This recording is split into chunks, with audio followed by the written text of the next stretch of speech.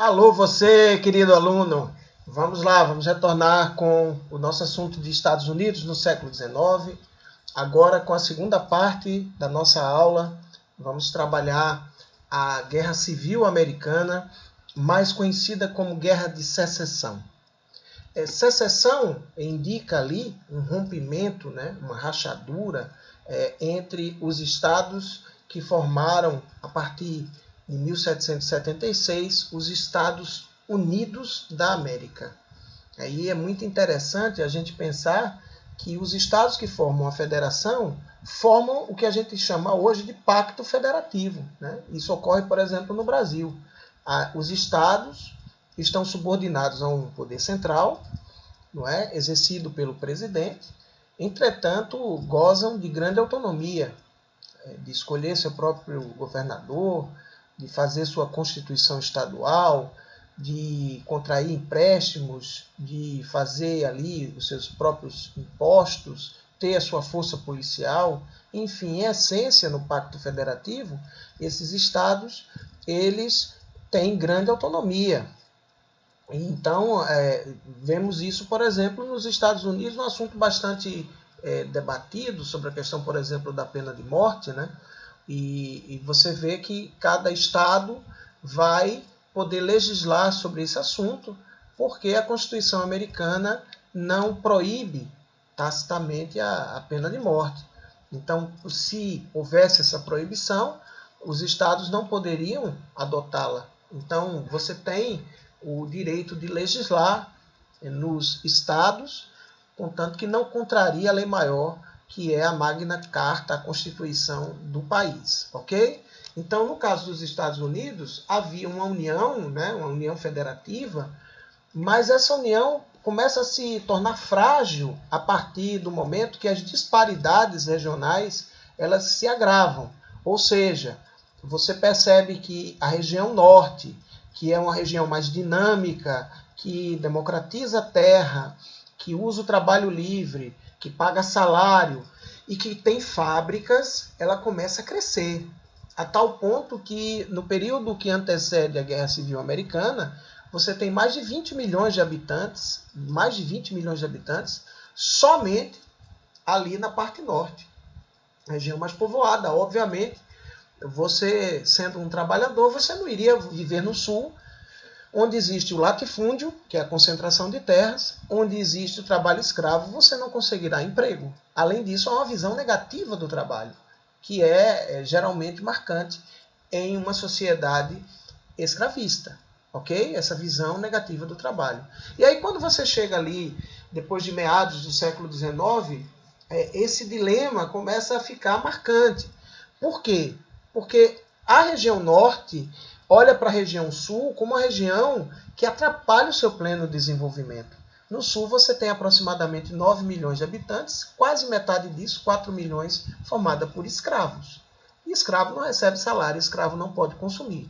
De maneira que, se houvesse abolição, se houvesse o fim da escravidão, você poderia ter uma ampliação do mercado consumidor que teria vantagens para a região norte.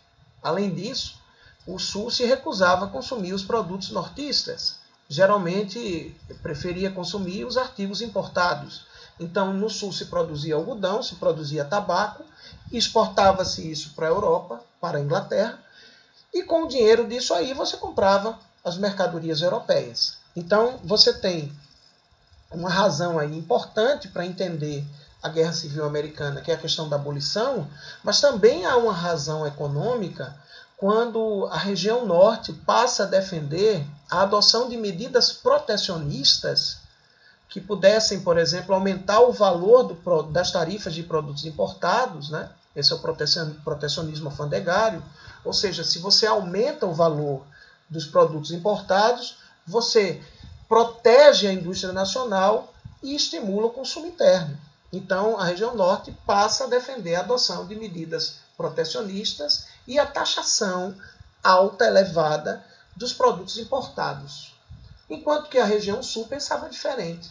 Ela defendia a manutenção da escravidão, é uma sociedade extremamente racista, e ainda guarda muito disso, infelizmente, nos dias de hoje, e defendia o que nós chamamos de livre-cambismo, ou seja, a liberdade de comprar lá fora sem que houvesse essa regulação do mercado interno, sem que houvesse essa adoção de tarifas alfandegárias. Entra aí um choque, um dilema de ideias políticas, ideias econômicas, que acabam fazendo com que esse debate, esse discurso se torne bastante agressivo dos dois lados, ok? Entre norte, onde nós vemos aqui uma bandeira, a bandeira dos Estados Unidos da época, e os estados do sul, que vão se autodenominar Estados Confederados da América. A gota d'água que leva a essa secessão, a esse rompimento, a essa guerra civil, que marca um conflito mais sanguinário, mais sangrento, de maior dimensão de toda a América, vai ser ali por volta de 1860, a eleição do presidente Abraham Lincoln, ou Abraham Lincoln, se você preferir, tá certo? Abraham Lincoln era um indivíduo que, em seu discurso, né, uma figura notável, uma biografia notável, defenderia aqui a ideia de você ler um pouco sobre o Lincoln e a sua biografia, um homem que teve uma origem humilde, que foi ascendendo socialmente, estudioso, autodidata, que tem uma biografia notável, admiradíssimo, né? Que você pudesse ler. Existe também filmes recentes, mas não vai ver aquele do vampiro, não, do Lincoln Vampiro, não, tá? Mas, enfim, você tem filmes, você estuda a biografia do Lincoln, é notável. O Lincoln foi candidato a presidente nos Estados Unidos e na sua plataforma, na sua campanha, ele entendia muito bem, ele citava muito um versículo bíblico que dizia: uma casa dividida não pode subsistir, ou seja, essa divisão ideológica entre os estados do norte e do sul era danoso para o país. E aí o que é que ele dizia? Ele dizia que se fosse eleito, né, ele protegeria a indústria nacional da concorrência estrangeira, porque isso seria bom para os Estados Unidos, e ele iria gradativamente, não é assim, chegando, gradativamente abolir a escravidão. O discurso do Lincoln não agradava a região sul, que obviamente não apoiava. Só que o eleitorado, né, nortista era muito maior. E aí o Lincoln foi eleito presidente em 1860, apoiado ali pela burguesia nortista, né, muito rica. Resultado, o sul não pagou para ver. Assim que Lincoln foi eleito presidente, eles se declararam separados da União, dos Estados da União, né, Estados Unidos da América, e formaram ali os Estados Confederados da América com bandeira própria, ou seja, um país, né, é uma revolta aí separatista, uma guerra separatista. O Sul se declara independente, separado dos Estados Unidos, formando o seu próprio país com bandeira, com leis próprias, mantendo a escravidão e escolhendo o presidente próprio, aqui o senhor Jefferson Davis. Bom, isso então leva ao conflito, à guerra, porque, segundo o Pacto Federativo, ele é indissolúvel. Ou seja, não é possível. A gente tem no Brasil, né, a gente estudou isso, aquelas revoltas, Cabanagem, Balaiada, Sabinada, Guerra dos Farrapos, Confederação do Equador enfim, revoltas separatistas que foram contidas e houve então a manutenção da integridade territorial brasileira. Aqui no caso, não era possível o norte permitir a separação do sul. Do ponto de vista prático, você poderia dizer: não, deixa lá o sul embora, forma o estado deles e a gente segue a nossa vida. Mas isso não é permitido pela Constituição. Você não pode abandonar o barco, você não pode se separar. E aí o que é que fez o norte? Formou o exército, converteu as suas indústrias em indústrias bélicas, né, com muito mais recursos e com a população muito maior, e então foi combater lá o sul, foi para a região sul, derrotar o exército sulista, que queria se manter separado, e aí durante aproximadamente 5 anos o país está dividido e aí milhares de pessoas vão morrer. O que leva, depois de anos de exaustão, mesmo com todo o potencial do norte, eles estavam lutando lá no sul, e aí você lembra lá dos cowboys americanos e etc. Então eles tinham também no sul muito dinheiro, né, os fazendeiros, os aristocratas. O que vai fazer com que o norte vença é a diligência, a ação, a força do presidente Lincoln que em 1863 vai abolir a escravidão parcialmente na região norte, e aí vai fazer com que os escravos, veja, na região norte não tinha escravidão, mas existia escravidão oficial nos Estados Unidos adotada na região sul. O norte não usava. Então, quando o presidente Lincoln aboliu oficialmente a escravidão na região que lhe cabia, os escravos da região sul resolveram fugir para a região norte, onde estariam livres. E aí essa debandada de pelo menos 4 milhões de escravos desorganiza completamente a economia sulista, que acaba esgotada, que acaba combalida, destruída, e em 1865 acaba se rendendo.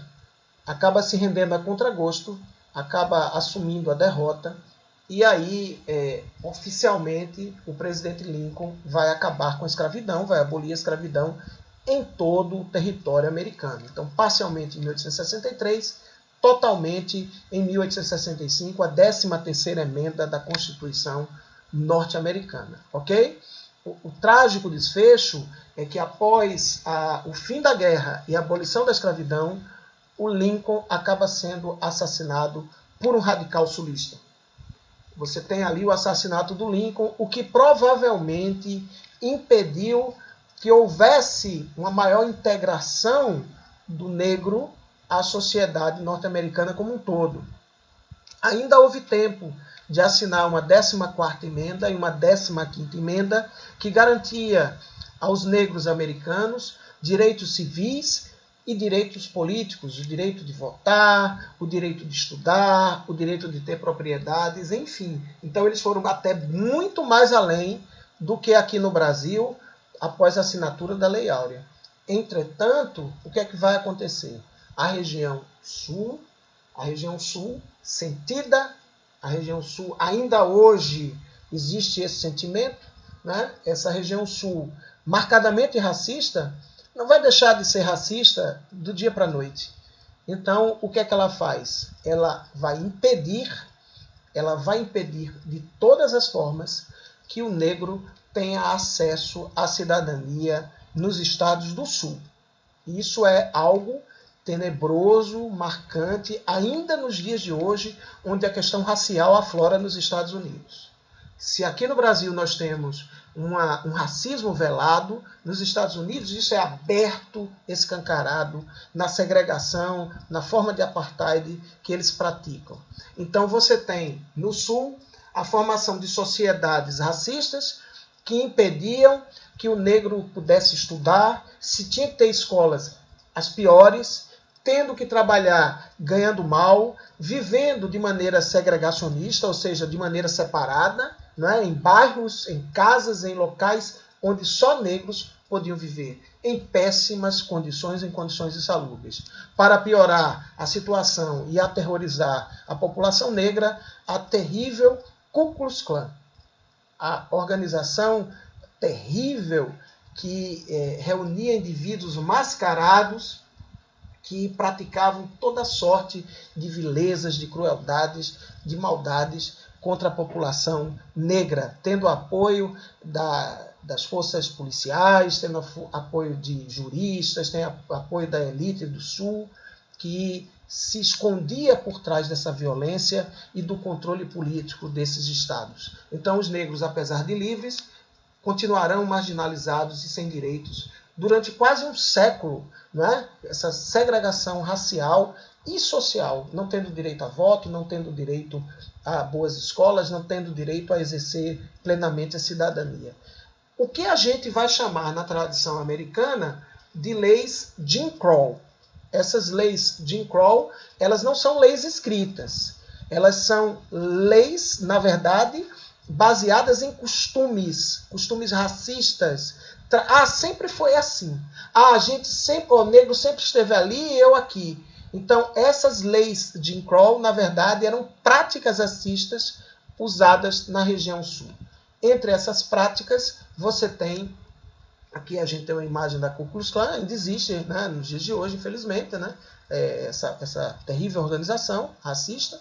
Né? A gente tem aqui, locais onde os negros devem beber água, sentar em bancos, frequentar certos locais. A gente tem aqui, né, um costume posterior de que os negros não podiam sentar nos ônibus, a não ser nos últimos lugares, e se os ônibus estivessem cheios, eles tinham que ficar em pé. Né? Então depois a gente vai falar, né, no século XX, sobre a grande luta de Martin Luther King e de outros pelo fim da segregação racial nos Estados Unidos e pela adoção de leis que conferem a cidadania plena aos negros nos Estados Unidos, os chamados direitos civis, ok? Então você tem, além dessa triste e tenebrosa marca após a Guerra Civil Americana, você também tem aí um aspecto econômico importante, porque o Sul, apesar de ser destruído, ele vai ser reconstruído pelo Norte, só que reconstruído de maneira racional, com a utilização de máquinas, para que essas fazendas do Sul possam produzir para abastecer o Norte, não é? Possa gerar ali um mercado consumidor, possa gerar o pleno desenvolvimento capitalista dos Estados Unidos. Então a Guerra Civil Americana determinou o pleno desenvolvimento do capitalismo nos Estados Unidos como um todo, ok? Então, gente, com esta nossa conclusão, nós chegamos ao final deste capítulo.